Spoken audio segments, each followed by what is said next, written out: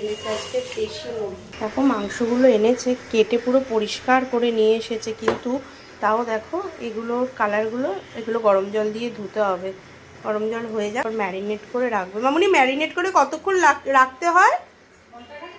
ঘন্টাখানেক থাকবে।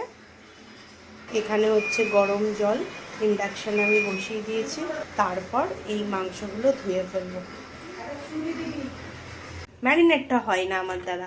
আপনি কি কি দিলে তো বলো সবাইকে একটু। এই তো কাঁচা লঙ্কা, টমেটো, আদা, রসুন আর পেঁয়াজ।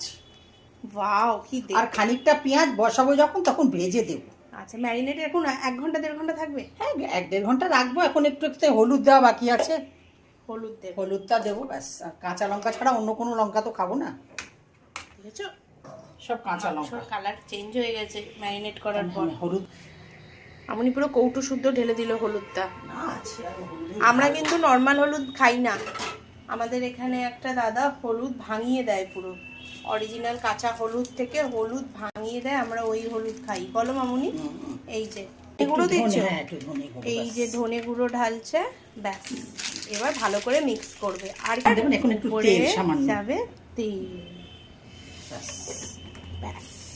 এবার মামুনি কষকষ করে মাখা। আমাদের মাংস যদি দেখতে ভালো লাগে একটু কমেন্ট করে জানাবে, ঠিক আছে? এই যে মাংস পুরো ম্যারিনেট কমপ্লিট।